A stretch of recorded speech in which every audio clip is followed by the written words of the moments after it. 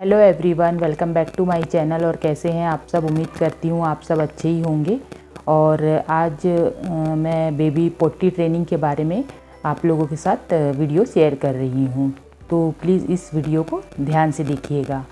और बेबी को शुरुआत में पोटी करना सिखाने के लिए तो बेबी का डायपर खुलकर बेबी जहाँ पर खड़ा हो, चाहे घर हो या कहीं पर हो या बाहर, आप जहाँ पे उसे पोटी करवाना चाहते हैं, घर के बाहर हो या टॉयलेट में हो या हमारे वॉशरूम में हो, तो बेबी को वहाँ पर ले जाके उसका डायपर खोल के और उसे खड़ा करिए। और वो बेबी हमें तो साइन देता ही है, जैसे प्रेशर लगा रहा हो या रो रहा हो, तो हमें समझ जाना चाहिए कि बेबी को पोटी आ रही है। तो बस हमें उसी शुरू के दिनों में वहीं पर उसे ले जाकर पहले ऐसे ही खड़े करके उसे पोटी की आदत डालना चाहिए। तो उससे क्या होता है कि बेबी को शुरू में 2-4 दिन, 8 दिन या महीना 15 दिन तो ऐसे ही ट्रेनिंग देना चाहिए बेबी को, तो जिससे उसे लगता है कि हाँ, मुझे पोटी करना है और मैं यहीं पे करूँगा। तो उसे आदत एक बन जाती है बच्चों को कि हाँ, कि मुझे इधर ही पोटी करना है। तो बस वो फिर धीरे धीरे वहीं पे करने लग जाते हैं। अगर हम डायपर नहीं खोलेंगे और उनका ध्यान नहीं देंगे तो वो बच्चे क्या करते हैं कि डायपर पे ही पोटी करेंगे, सुसु करेंगे। तो उन्हें हमें सिखाने के लिए पहले शुरू में 1 हफ्ता कम से कम उन्हें वॉशरूम में ले जाकर डायपर खोल के उन्हें सुसु भी करवाना चाहिए। जब बेबी ज़ोर लगा रहा हो, बेबी कुछ हमारे पास आके चुप सा हो जाता हो या रोने लग जाता है, तो हमें समझ जाना चाहिए कि बेबी को सुसु या पोटी आ रही है। तो हम लोग उसी टाइम पे बेबी को वॉशरूम में ले जाकर और बेबी को खड़ा करके पकड़ के सुसु और पोटी करवाने की कोशिश करना चाहिए। तो उससे क्या होता है, बेबी भी सीखने लग जाता है, उन्हें भी आदत हो जाती है कि नहीं, मुझे घर में नहीं करना है या घर के अंदर नहीं करना है या बिस्तर पे नहीं करना है या कपड़ों में नहीं करना है। तो बच्चों को भी धीरे धीरे आदत हो जाती है। तो इस तरीके से हम लोग बेबी को शुरुआत के दिनों में पोटी करना और सुसु करना सिखा सकते हैं। तो बस इसी तरह के से आप लोग बेबी को पोटी करना और सुसु करना सिखाइए। तो बेबी जब 6 मंथ का हो जाता है तभी थोड़ा सा वो खड़ा होने लग जाता है, अपनी मुंडी गर्दन भी संभालने लग जाता है। तो बस इस स्टेज पे हम लोग बेबी को सुसु और पोटी की ट्रेनिंग दे सकते हैं। तो जब बेबी खड़ा होने लग जाता है अपने पैरों पे, मतलब पूरा तो नहीं हो पाता पर हम लोग हाथों से पकड़ के उसे खड़े करते हैं, तो वो सुसु करने की आदत उसे डाल सकते हैं हम लोग उस स्टेज पे। वो क्या होता है कि बेबी जब छोटा रहता है तभी हम उसे, जैसे ही बार बार दूध पीता है तो उसे बार बार सुसु आती रहती है।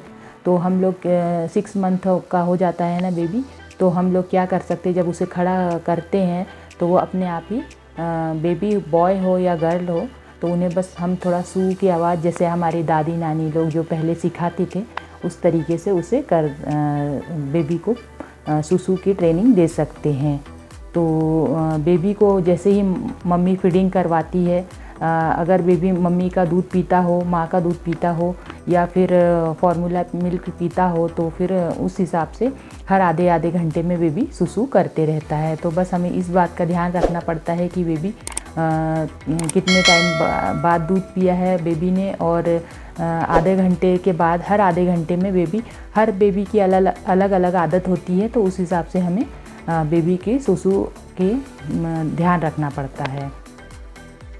तो बेबी को पोटी की ट्रेनिंग देना चाहिए तभी जब 6 मंथ का बेबी हो जाता है, तब उन्हें हम खड़ा करके बेबी को, जब बेबी हमारे पास खेलते हुए या घुटने चलते हुए, कुछ बच्चे तो जल्दी चलने लग जाते हैं, मतलब घुटनों के बल से तो आता है, या बेबी ऐसा चुप सा हो जाता है या फिर जोर लगाने की कोशिश करता है या फिर रोने लग जाते हैं, तभी हमें समझ जाना चाहिए कि बेबी को पोटी आ रही है। तब हमें उन्हें खड़ा कर देना चाहिए या फिर उन्हें बेबी जो टॉयलेट पोट आता है उससे यूज़ करना चाहिए।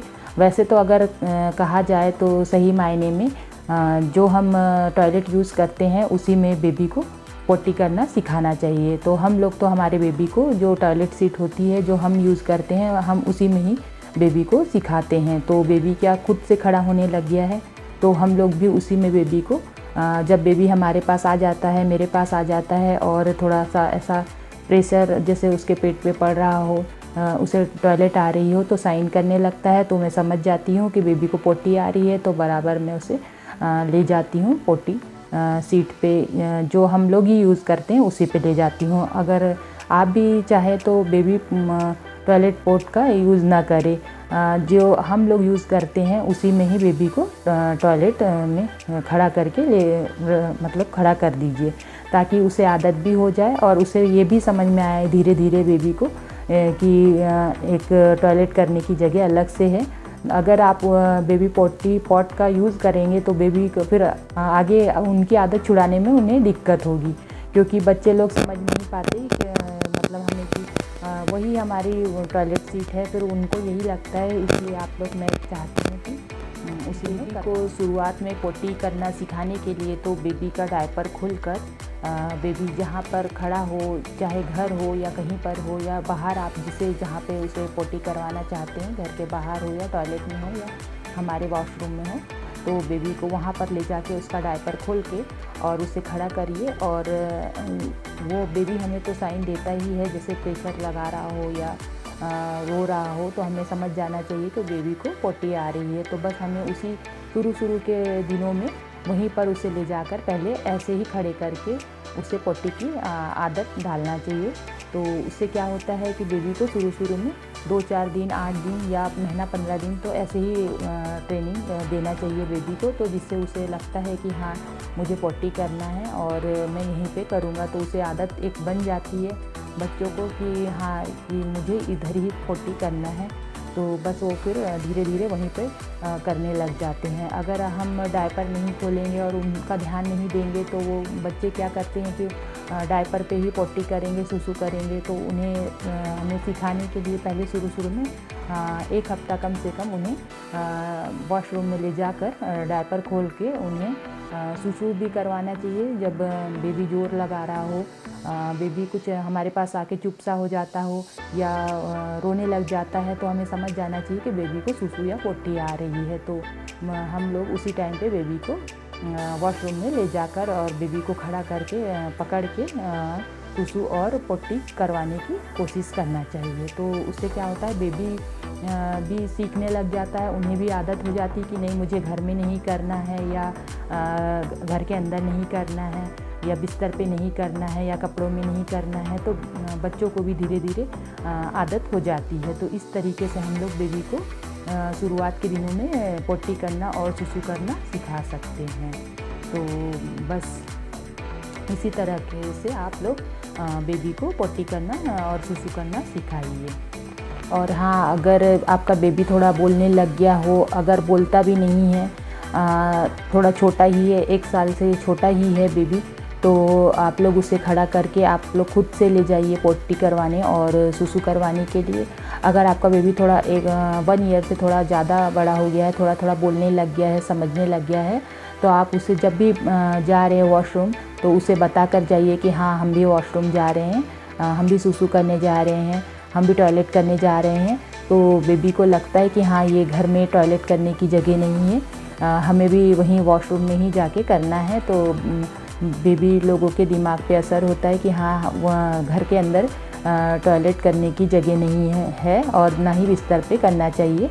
तो बच्चों को ऐसे धीरे धीरे आदत लग जाती है। तो आप लोग भी जब भी जाए तो उन्हें बता कर जाए, तो जिससे क्या होता है कि बच्चों लोग के दिमाग में रहता है कि हाँ ये जगह घर के अंदर या किसी के घर जाए तो घर के अंदर हमें सुसु या पोटी नहीं करनी है।